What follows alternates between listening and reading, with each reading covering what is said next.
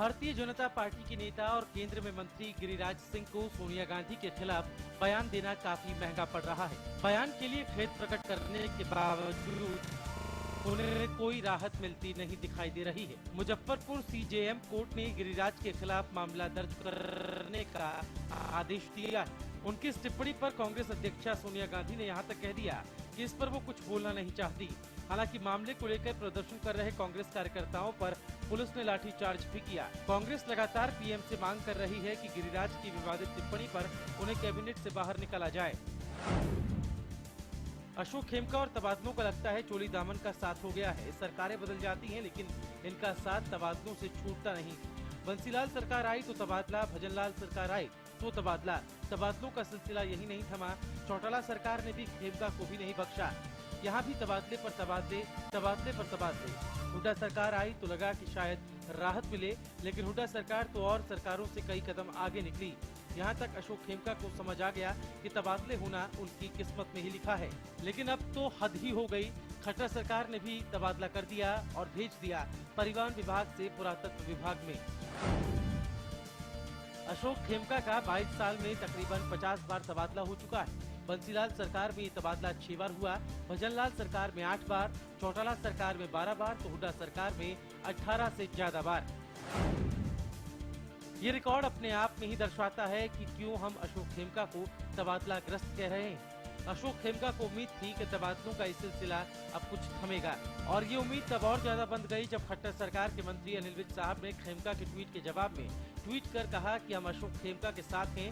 लेकिन ये क्या, विज साहब का ट्वीट तो हवा ही निकला, लेकिन खेमका ने जरूर रीट्वीट कर अपना खेद जता दिया। अब सवाल यही है कि खेमका मुद्दे पर क्यों सरकार बैकफुट पर नजर आ रही है। एडमिनिस्ट्रेटिव ग्राउंड पर सरकार को जो काम करने होते हैं वो ट्रांसफर उसका एक रूटीन है। उस रूटीन में जहाँ हमको एडमिनिस्ट्रेशन आते ठीक लगता है वो करें। सरकारी अधिकारी का आगे पीछे कुछ नहीं होता। जो सरकार को जहाँ आवश्यकता होती है वहीं हर एक अधिकारी को लगाया जाता है। हमारी आवश्यकता उस काम से जैसी है वैसा हमने लगाया, और कोई विषय काम तो नहीं हुआ।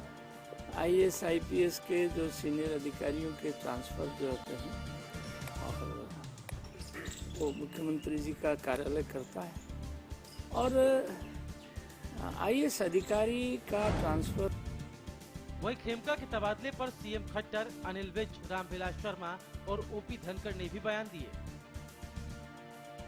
तबादले का मुख्य कारण ये है कि एक बैच जो है प्रिंसिपल सेक्रेटरी की उसकी प्रमोशन, 3 प्रमोशन होने के बाद उनके जो तबादले थे वो बड़े रूटीन नेचर में किए जाने स्वाभाविक थे। अब इसकी टाइमिंग अगर आप ये कोई करना चाहें कि अशोक खेमका जी के अलावा भी और बड़े सारे अधिकारियों के तबादले किए गए हैं। भारतीय जनता पार्टी का ताल्लुक है, उसकी नीति हमेशा से यही है यूज एंड थ्रो की, और इस मामले में भी यही हुआ है। ये अशोक खेमका जी को और प्रदीप कासनी जैसे लोगों को समझना चाहिए था। उनके जाल में फंस गए और भारतीय जनता पार्टी ने अपने राजनीतिक उद्देश्यों की पूर्ति के लिए इन लोगों को इस्तेमाल किया। भाजपा और कांग्रेस दोनों ही एक ठेली के चट्टे बनते हैं, एक सिक्के के दोनों पहलू। और खेमका की जो ट्रांसफर है वो इसी सिस्टम की कड़ी है। खेमका अपने आदर्शों सिद्धांतों से पीछे नहीं हटता और राजनीतिक सिस्टम भ्रष्टाचार से परे नहीं होता। तो खेमका को जब ये लगा था जिस पद के ऊपर, मुझे अच्छी तरह से याद है, तो मैंने एक दिन जब खेमका से बात की तो मैंने खेमका से कहा था कि उनके विभाग में कुछ ऐसे पद हैं जहां मोटी राशि मासिक तौर पर आदान प्रदान की जाती है। आप ऐसे पदों पर इस प्रकार की बात होने नहीं देंगे। अशोक खेमका के तबादले पर पक्ष और विपक्ष की तरफ से भी खूब बयानबाजी हो रही है। अशोक खेमका के तबादले पर कांग्रेस ने बीजेपी पर हमला बोलना शुरू कर दिया है। कांग्रेस प्रवक्ता कृष्णमूर्ति हुड्डा ने खेमका के तबादले पर सवाल उठाए हैं। उन्होंने कहा कि 4 महीने में खेमका का तबादला कर दिया गया। बीजेपी ने चुनाव में खेमका का जमकर इस्तेमाल किया और अब तबादला कर उनका अपमान किया है। हुड्डा ने खेमका पर भी निशाना साधा। उन्होंने कहा कि अशोक खेमका ने बीजेपी के इशारों पर जानबूझकर कांग्रेस अध्यक्षा सोनिया गांधी के दामाद पर झूठे आरोप लगाए थे। कुरुक्षेत्र पहुंचे इनेलो नेता अभय चौटाला ने खेमका मामले में स्वास्थ्य मंत्री अनिल विज पर चुटकी ली है। उन्होंने कहा कि अनिल विज खुद की सुनवाई नहीं कर सकते, खेमका का क्या साथ देंगे। साथ ही अभय चौटाला ने जाट आरक्षण के मामले में कहा कि इनेलो राजनीति से ऊपर उठकर जाट आरक्षण का समर्थन करेगी और भूमि अधिग्रहण बिल का विरोध करेगी। प्रदेश के मुख्यमंत्री मनोहर लाल खट्टर ने एसवाईएल मुद्दे पर कहा कि पिछले 10 सालों से इस मुद्दे पर विवाद की स्थिति बनी हुई है, लेकिन अब सुप्रीम कोर्ट ने फैसला हरियाणा के पक्ष में सुनाया है। सीएम ने कहा कि इस मुद्दे पर जल्द हल निकलेगा और हरियाणा को उसके हक का पानी मिलेगा। सीएम ने किसानों के मुद्दों पर कहा कि बेमौसम बारिश और ओलावृष्टि से किसानों को हुए नुकसान का जल्द मुआवजा दिया जाएगा। देखिए दिन भर की हर छोटी बड़ी खबर दिन भर में सिर्फ हरियाणा न्यूज पर।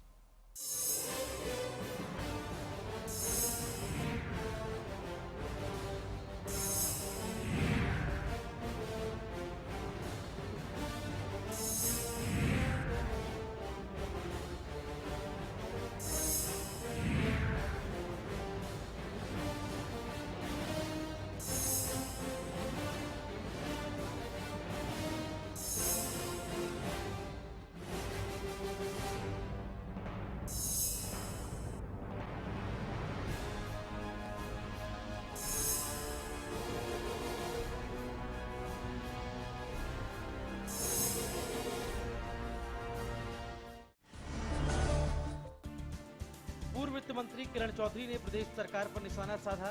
उन्होंने कहा कि अब किसानों पर भगवान के साथ साथ सरकार की भी मार पड़ रही है। भूमि अधिग्रहण बिल में बदलाव कर सरकार ने किसानों की आत्मा को खत्म कर दिया। वहीं गुड़गांव में कांग्रेस के प्रदेश अध्यक्ष अशोक तंवर ने कहा कि सरकार के विरोध में 19 तारीख को रामलीला मैदान में रैली होगी, जहां हजारों लोग पहुंचेंगे, जिसमें सरकारी नीतियों का विरोध होगा और स्वामीनाथन रिपोर्ट की भी मांग होगी। कोई भी जात के अंदर जो आर्थिक रूप से मजबूत नहीं है और जो कमजोर है वर्ग है, कोई भी जात का चुनाव, चाहे वो जाट ही चुनाव, उसको आरक्षण जरूर मिलना चाहिए। और इसीलिए बीजेपी सरकार को अपना पूरी तरह से पुनर्विचार करके इसके ऊपर दबाव बना के सारी तरीके से सही तरीके से काम करना चाहिए। सीएम खट्टर ने हिसार का दौरा किया। इस मौके पर उनके साथ प्रदेश के वित्त मंत्री कैप्टन अभिमन्यु समेत स्थानीय विधायक डॉक्टर कमल गुप्ता भी उपस्थित थे। सबसे पहले सीएम ने हिसार बाईपास रोड पर बनने वाले जलघर की आधारशिला रखी, जिसके बाद वो नगर निगम पहुंचे, जहां पर उन्होंने ई दिशा केंद्र का उद्घाटन किया। इसके अलावा सीएम अन्य कई कार्यक्रमों में भी हिस्सा लेंगे, जिनमें हिसार के बार एसोसिएशन में बनी लाला लाजपत राय की प्रतिमा का अनावरण भी करेंगे। यमुनानगर रेप मामले में एक नया खुलासा हुआ है। महिला आयोग की प्रदेश उपाध्यक्ष सुमन दहिया ने दोनों पक्षों से बातचीत के बाद बताया कि लड़की अब रेप होने की बात से इनकार कर रही है, लिहाजा अब किसी प्रकार का मामला नहीं बनता। लड़की के साथ दुष्कर्म हुआ और लड़की ही मना कर रही है कि मेरे साथ नहीं हुआ है, तो जिसके ऊपर बीता है वही मना कर रही है, तो चाहे 10 या पूरा गांव उठ के भी ये कहेगा इसके साथ रहे, वो माना नहीं जाएगा। सिर्फ लड़की पीड़िता के बयान पर ही हम एक्शन ले सकते हैं। पीड़िता अगर मना करती है तो किसी भी व्यक्ति के कई कार सुनने का हमारे लिए कोई औचित्य इसमें नहीं रह जाता। देखिए, मैं ये मानती हूँ कि जो आज मामला हमने इंक्वायरी की, इंक्वायरी में ऐसा कुछ निकल कर नहीं आया। लड़की ने दुष्कर्म होने से इनकार किया और इस तरीके की कोई बात नहीं। पंचायत में भी सरपंच और वो आए, उन्होंने ये कहा जी हमने ऐसा कोई फैसला नहीं किया।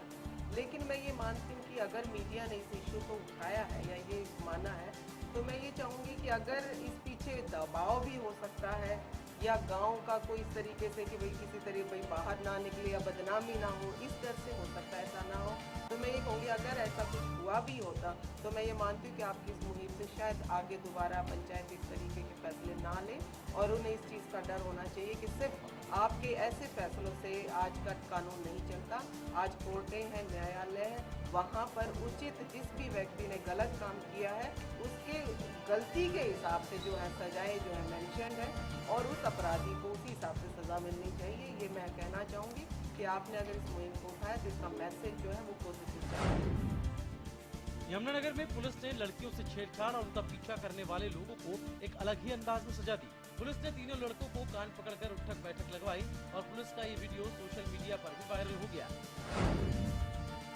हरियाणा न्यूज ने गुड़गांव अरावली क्षेत्र के गैर मुमकिन पर्वत श्रृंखला में धड़ल्ले से हो रहे अवैध खनन की खबर दिखाई थी, जिस जिसके बाद मामले पर राजनीतिक रंग चढ़ना शुरू हो गया। एक तरफ गुड़गांव के उपायुक्त बिना मामले की जांच किए ही ये मानने को तैयार नहीं कि गुड़गांव क्षेत्र में अवैध माइनिंग हो रही, लेकिन अब इस मामले में पूर्व वन मंत्री किरण चौधरी के बयान ने इस मामले पर प्रदेश सरकार को जल्द संज्ञान लेने को कहा है।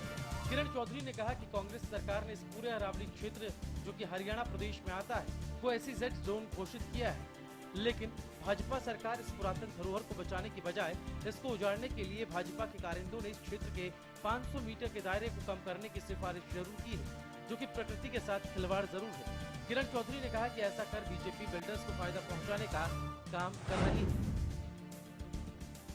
उचाना के खटकड़ गांव में एक छात्रा ने आत्महत्या कर ली। पॉलिटेक्निक कॉलेज की फाइनल सेमेस्टर की छात्रा ने यौन शोषण से तंग आकर देर रात अपने घर में कीटनाशक पीकर जान दी। कमरे से एक सुसाइड नोट बरामद हुआ, जिसमें उसने यौन शोषण के आरोप लगाए। सुसाइड नोट में लिखा है कि मीना और कपिल पर अश्लील फोटो बनाकर यौन शोषण करने का आरोप है। सुसाइड नोट में लिखा है कि 2 साल से कपिल इन फोटो से उसको ब्लैकमेल कर रहा था। मना करने पर उसकी अश्लील फोटो वेबसाइट पर डालने और भाई अंकित को जान से मारने की धमकी भी देता था। मीना कपिल की प्रताड़ना से तंग आ चुकी थी। मंगलवार को भी उसे नया सूट पहनकर आने के लिए कहा था। वो अपने घर वालों की डर से अपना दूसरा सूट थैले में डालकर लेके चली गई। कपिल उसे उचाना लेकर गया। वहाँ पर कपिल और उसके दोस्त उसे सारा दिन प्रताड़ित करते रहे। पुलिस ने इस मामले में 2 महिला समेत 8 लोगों के खिलाफ आत्महत्या के लिए मजबूर करने का मामला दर्ज कर लिया है। पुलिस ने कपिल के ताऊ और उसके पिता को गिरफ्तार कर लिया है। हरियाणा की बोली से भी ज्यादा खास है हरियाणा का स्वाद। हर जगह के स्वाद का अलग है अंदाज। हमारे हरियाणा में खाने के लिए कहां और क्या है खास, हम दिखाएंगे आपको हर वो जगह जहां मिलेगा आपको स्वाद का मजा। देखिए स्वाद हरियाणा का सिर्फ हरियाणा न्यूज पर।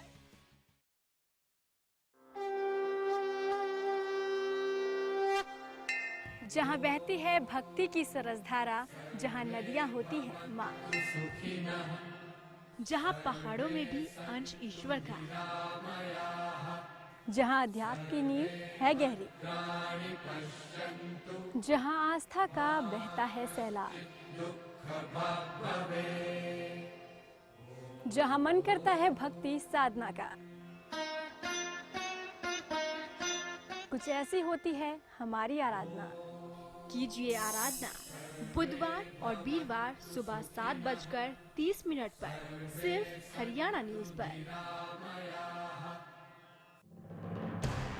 कुछ सीधे सवाल, कुछ तीखे सवाल, आपसे जुड़े हर मुद्दे पर हम करेंगे सवाल। सवालों के चक्रव्यूह में होंगी कुछ खास शख्सियतें। देखना ना भूलें चक्रव्यूह मेरे साथ। मैं चक्र हूं घटनाओं के व्यू का, वो घटनाएं जो बनती है खबरें, खबरें जिनका सरोकार होता है आपसे। उन्हीं खबरों को सच के साथ दिखाता हूं मैं। घटना चक्र रात 9:30 बजे।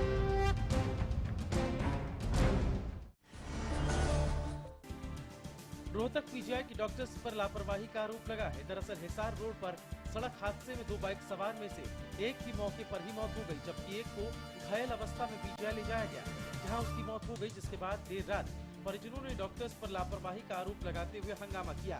परिजनों का आरोप है कि पीजीआई के आपातकालीन विभाग में कोई भी सीनियर डॉक्टर मौजूद नहीं था और ट्रेनी डॉक्टर सिर्फ रुई से खून पोंछते रहे और उनके मरीज ने 3 घंटे तड़प कर दम तोड़ दिया। इस पूरे मामले पर आखिर पीजीआई प्रशासन ने 2 डॉक्टर्स को निलंबित कर दिया। आरोपी की अस्पताल विभाग में डॉक्टर कुलदीप सहरावत सीएमओ की ड्यूटी थी, लेकिन वो मौके पर मौजूद नहीं था और डॉक्टर अंकित अपने आप को सीएमओ बता रहा था। होडल अनाज मंडी के जिला उपायुक्त अशोक कुमार मीणा ने दौरा किया। उन्होंने जांच में मिली शिकायतों के बारे में भी गहनता से जांच की। जिला उपायुक्त मंडी आढ़तियों से भी मिले और उनकी समस्याएं जानी।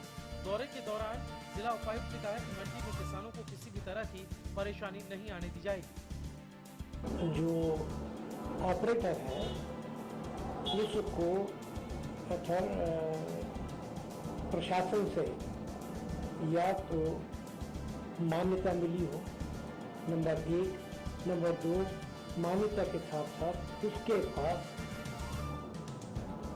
उस गायनी के सब्जेक्ट में गायनी ऑब्स्टेटिक्स के सब्जेक्ट में पोस्ट ग्रेजुएट डिग्री हो या उसने 6 महीने उस गायनी ऑब्स्टेटिक्स में काम किया हो और उसके साथ साथ उसको सरकार के मान्यता प्राप्त सेंटर में ट्रेनिंग ली गई हो, नंबर 1। नंबर 2, मशीन भी सरकार की तरफ से या उनके रिप्रेजेंटेटिव की तरफ से अप्रूव हो, मतलब मान्यता प्राप्त हो। समाज सेवा के बड़े बड़े दावे करने वाली सरकार की हकीकत कुछ और ही है। दरअसल हम बात कर रहे हैं इंदिरा के वार्ड 5 की झुग्गी झोपड़ियों में रहने वाले गरीब और मासूम अनिल कुमार की। अनिल के सिर पर बाप का साया नहीं है, जबकि उसकी मां अंधी और लाचार है।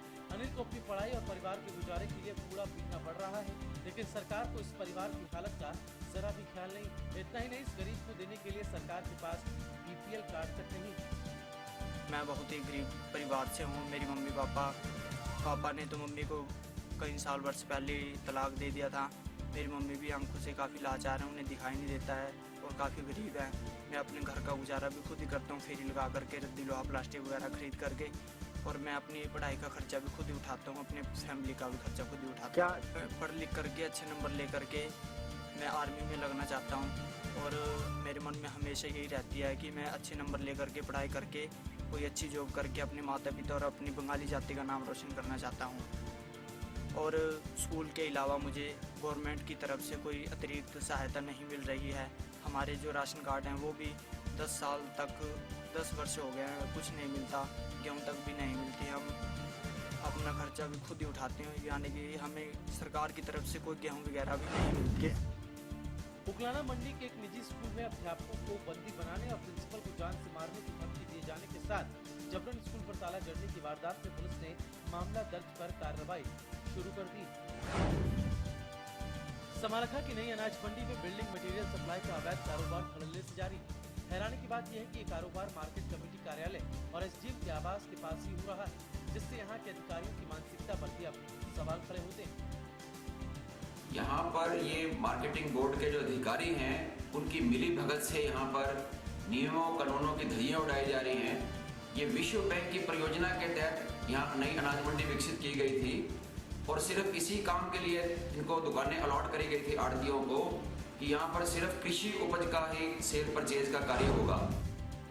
बीजेपी विधायक सुखविंद्र मांझी ने विपक्षियों पर निशाना साधा। उन्होंने कहा कि खुद को किसान हितैषी बताने वाले अनेक नेता आए और अपने आप को किसान का बेटा बताने वाले मुख्यमंत्री तक बने, लेकिन किसानों के हित में उन लोगों ने कुछ नहीं किया। किसानों का भला केवल बीजेपी ही कर रही है। उन्होंने करीब 2 दर्जन गाँव का दौरा किया और लोगों को 6 अप्रैल की किसान रैली आने का न्योता भी दिया। फरीदाबाद क्राइम ब्रांच पुलिस ने 2 मोबाइल चोरों को गिरफ्तार कर लिया है, जिनके पास से चोरी के 42 मोबाइल फोन बरामद हुए हैं, जिनकी कीमत 8 लाख रुपए है। पुलिस को CCTV फुटेज से दोनों चोरों को पकड़ने में मदद मिली।